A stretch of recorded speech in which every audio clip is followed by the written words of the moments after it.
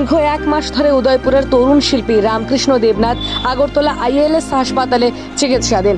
চিকিৎসকের সমস্ত চেষ্টা ব্যর্থ করে রবিবার সকালে রামকৃষ্ণ দেবনাথ সমস্ত মায়া মমতা ত্যাগ করে না ফেরার দেশে চলে যান। রবিবার বিকেলে তার মরদেহ আগরতলা থেকে তার নিজ বাড়িতে নিয়ে আসা হয়।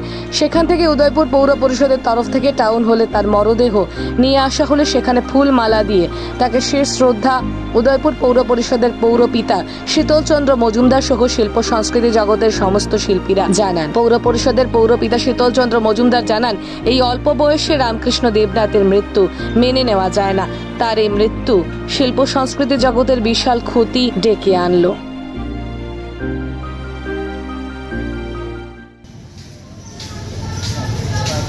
আমি অত্যন্ত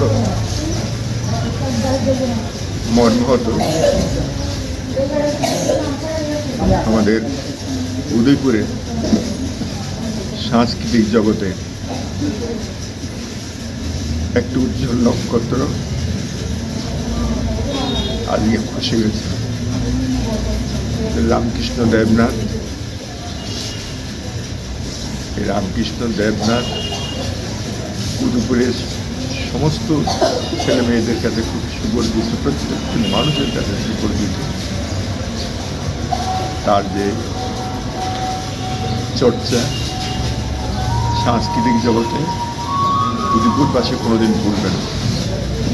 এই কারণে উদয়পুর পৌর পরিষদের উদ্যোগে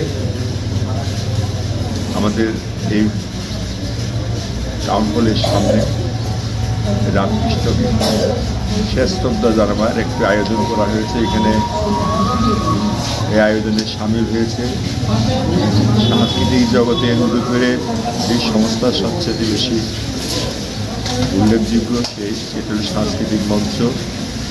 সাংস্কৃতিক মঞ্চের সমস্ত শিল্পীরা সদস্যরা এখানে রয়েছে। আমার সঙ্গে রয়েছে আমাদের উদয়পুর পৌর পরিষদের সাংস্কৃতিক বিভাগের দায়িত্বপ্রাপ্ত সুবীর দাস, রয়েছেন কাউন্সিলর রঘুলাল বণিক, রয়েছেন আমাদের আরকেপুর মণ্ডলের মাননীয় সভাপতি প্রবীর দাস মহোদয় এবং সাংস্কৃতিক মঞ্চের সভাপতি গৌতম নন্দী মহোদয় সহ বিশাল সংখ্যায় লোক এখানে সমাগত হয়েছিল। এই আজকের এই অনুষ্ঠান থেকে আমি শুধু একটি কথাই বলব, শ্রী রামকৃষ্ণ লাইয়ে সে আশ্রয় নিয়েছে। ঠাকুর শ্রীরামকৃষ্ণ তাকে নিজের চরণে ডেকে নিয়েছে। সেখানে যেন তার আত্মা শান্তি থাকে, আজকে সে শান্তি কামনা করছে।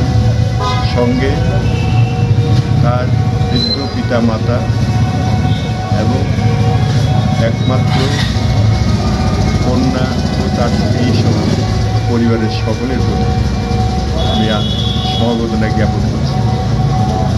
ঠাকুর যেন তাদের এই ছেলের বিয়োগ বা স্বামীর বিয়োগ বা বাবার বিয়োগ তার সহ্য করার ক্ষমতা দেন, এই কামনা করছি।